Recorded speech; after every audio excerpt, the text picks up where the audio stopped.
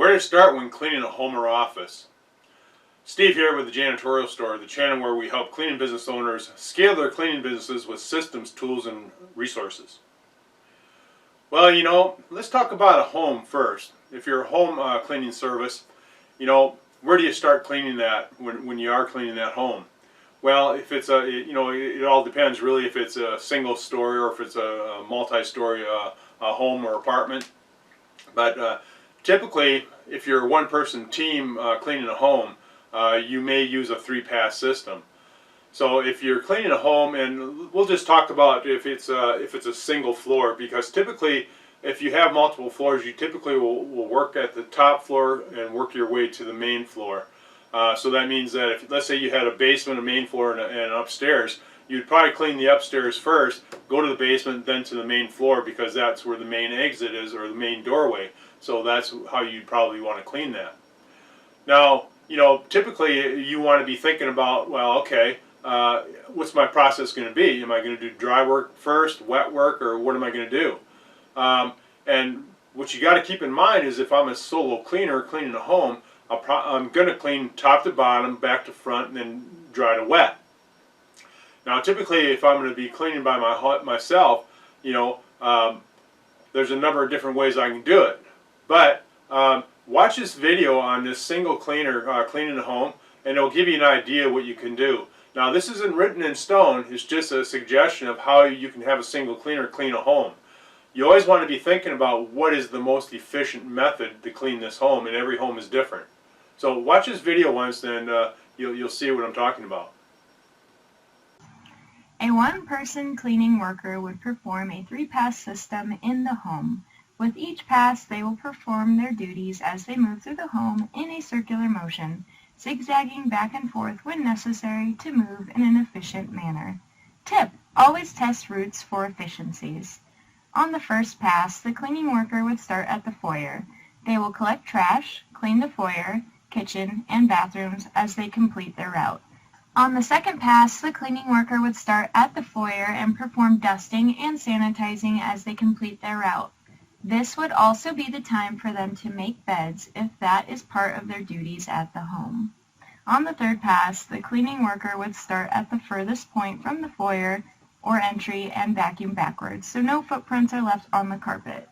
The cleaning worker continues on their route toward the foyer or entry while turning off the lights as they leave a room.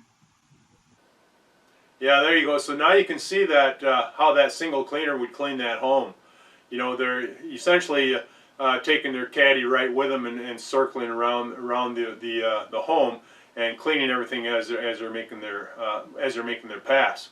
Like I say, typically you could be doing a 2 or 3 pass system when you're cleaning it by yourself. The thing though is when you're working with teams, the most common is a team of 2 people when they're cleaning homes. In that case, it's really good because now you can split up the duties as to who's doing what. And generally, you're always going to be starting, if you have a team of 2, you're always going to start making the beds first. That'll be the first thing you do, because it's just more efficient to have 2 cleaners making the beds at the same time than it is one person. So I did a video on that there too, so go ahead and look at this video for a team of 2, and it will give you an idea of how the work or tasks are split up with that team. With a 2-person team cleaning a home, each cleaning worker will have their own duties to perform. After bringing supplies and equipment into the home, both cleaning workers would start with making beds together. It is a well-known fact that it is more efficient for 2 cleaning workers to make the beds together than 1 cleaner by themselves. After the beds are made, the cleaning workers split up to perform their own duties. Cleaning worker number 1 duties would be to clean the foyer, kitchen, bathrooms, and collect trash. The cleaning worker would bring all the supplies with them in a cleaning apron and maid caddy so they can complete their route without restocking supplies. They will start at the foyer and move through the home in a circular motion, returning to the foyer when completing their route. Cleaning worker number 2 duties would be to dust, sanitize touch points, spot clean glass and mirrors, and vacuum. When a cleaning worker of a 2-person team completes their duties, they may move on to help assist the other team member to complete their tasks. The duties of the team can be split any way you like. Always test and evaluate routes and tasks to determine the most efficient production rates for each team member. Well, there you have it. That's a team of 2 people. And you can see that how they split up their task in order to get the job done in the most efficient manner. That, and you've probably seen how if one cleaner gets done before the other one, they're going to go help out that other team member, so they both can exit the front door. So just keep that in mind. Every house is different, so but you're typically once you do a walk through the home, you really have a good idea of what process you're going to use based off of that, the layout of the home, and if it's a single story or a multi-story home. So let's take a look at some office space. Now, your office space, typically you're going to start cleaning. The cleaners get there and they're going to go to the janitor's closet. That's where or the supply room. That's where they have their 𝗔𝗕𝗢𝗥 and caddies and things like that there. So that's typically where you're going to start your cleaning, is right from the janitor's room or the supply room. Once you leave the janitor's room or supply room, you're either going to move to the right or move to the left. And again, that will depend on, after you've done a walkthrough of the facility, to see what is the best route to take for the cleaning method. Now, the thing is that if we're cleaning as a single person, we could have a maid cart or a dolly and stuff with all of our supplies on it. Well, in that case, then we could just move to the right or move to the left and zigzag back and forth and just more or less circle the office area or the floor. And that's typically what you would do. But you can see that in this example of this video of how to zone clean, how that would be done. Zone cleaning. The zone cleaning system centers around one cleaning worker assigned to a single floor or a section of a building. Cleaning workers prefer this system because it gives them a sense of ownership. They know their areas well and often build a relationship with the tenants in their area. Because the cleaning worker does a variety of tasks, there's less boredom, which can sometimes be a problem associated with other cleaning systems. In this example, the cleaning worker will use a 2-pass system. On the first pass, the cleaning worker will start at the janitorial closet with a maid cart stocked with supplies and will move in a circular motion around the floor, zigzagging back and forth as needed to complete the cleaning route in the most efficient manner. When first starting an account, test the trash dust route for efficiency. Saving a couple of minutes on the route adds up to profit. As the cleaning worker moves through the space, they will dump trash, dust surfaces, clean restrooms, sanitize desktops and other items, clean break rooms or kitchens, and sweep and mop hard floors. The secret to this system is to break the space into equal sections based on the cleaning frequency. In this example, it is a 5-day per week service, Monday through Friday. There are 4 sections: Monday 1, Tuesday 2, Wednesday 3, and Thursday 4. On each day, the cleaning worker will perform detail work or periodical cleaning tasks in that section on that day. On Fridays, the cleaning worker will detail vacuum section 1, 2, 3, or 4, and will continue to rotate the detail vacuuming section through the month until they are completed. On the second pass, the cleaning worker will vacuum carpet, turn off lights, and close, lock, or leave doors as originally found as they exit the room or area. When vacuuming, the cleaning worker would follow the same route as they did when trashing and dusting to ensure all areas are completed and to double check their work in case they missed any trash cans. Tip: use a color-coded dot system on outlets to identify what is the best electrical outlets to use for maximum cord reach, and on door casings to identify which doors are to be locked, closed but not locked, or left as originally found. So there you have it. That's how you would perform zone cleaning.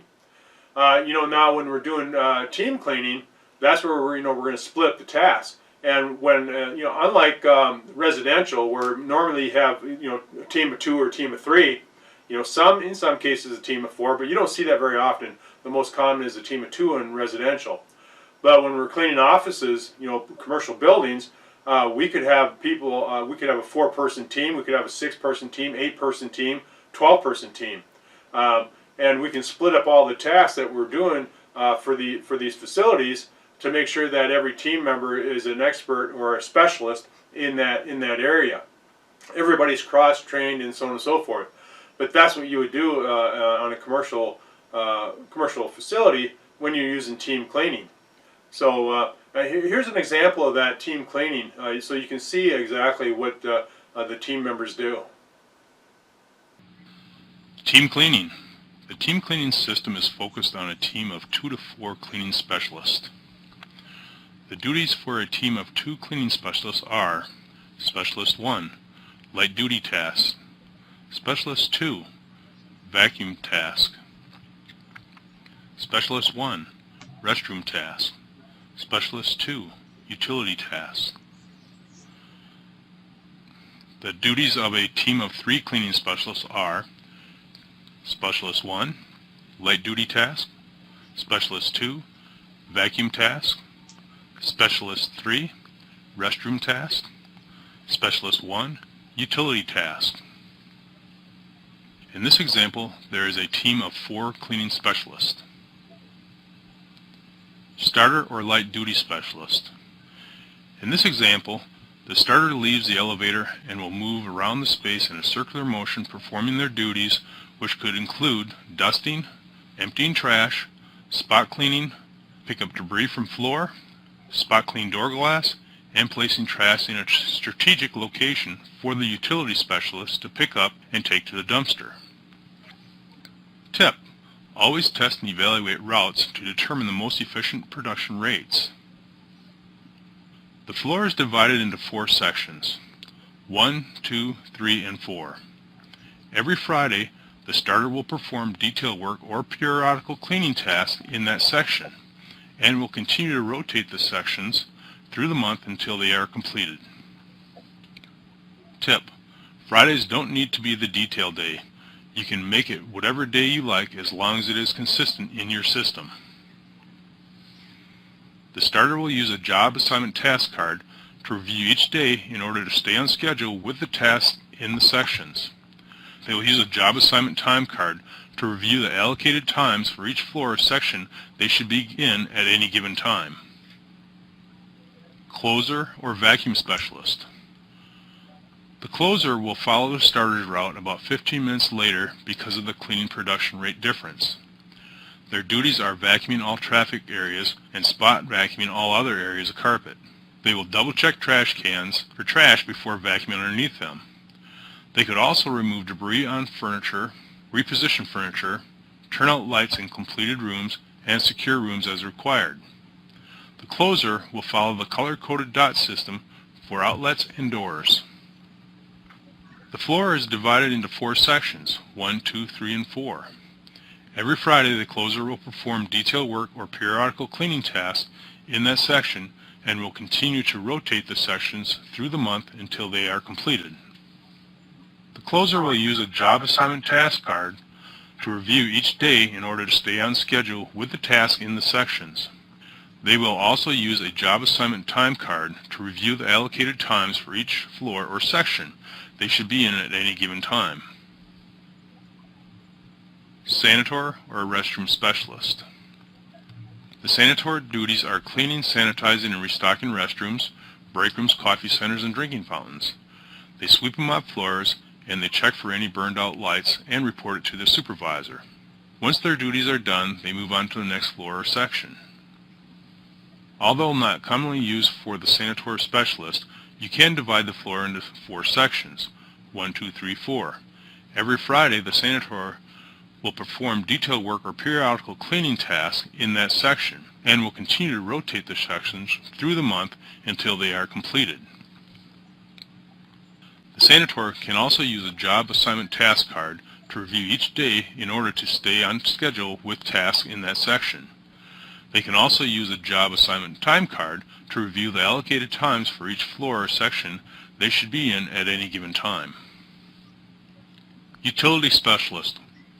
The utility specialist duties are the most varied. There are 4 levels of utility specialists that can be used in a facility. In this example, the Utility Specialist 1 is used to collect trash at drop points and clean the back stairwell. They will work in a circular motion on the floor that is the most efficient and productive. Other duties of a Utility Specialist are Utility Specialist 1. Their duties can be cleaning entrances, stairwells, trash collection, distribute supplies, clean glass, polish metal, and spot clean carpet. Utility Specialist 2. Their duties can be machine operation, hard floor care, and heavy mopping. Utility Specialist 3. Their duties can be carpet spotting, carpet cleaning, upholstery cleaning, and medical waste disposal. Utility Specialist 4. Their duties can be more specialized cleaning, such as clean room and work requiring protective gowning. Well, there it is. Yeah, so that's the thing with team cleaning. Again, everybody's starting from the janitor's closet and leaving from there. In some cases, depending on what specialists they are, utility specialists or restroom specialists or whatever, they typically will leave the janitor's closet or supply room and start in those areas. But normally that's their first stop. Then they've got their list of tasks that they have to perform. But that's what you want to do, So whenever you're thinking about where to start when cleaning a home or office, you'll have a pretty good idea about it, especially after you do a walkthrough of the home or office. That's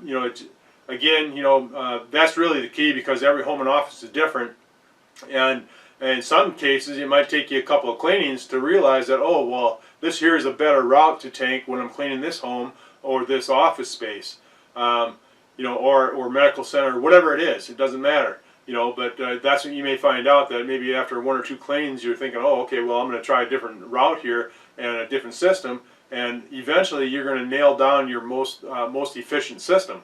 Once you got that, then you can essentially turn that over to your team. Now your team knows how to, you're going to train your team on that, and now they know how to clean this home or office in the most efficient manner. So hopefully you found this helpful. And if you did, feel free to leave a comment or a like below. And if you have not already, make sure you subscribe and turn on the bell notifications to get the latest updates on the new videos to help you grow your cleaning business. So thanks for checking in today. And remember, let's keep it clean out there.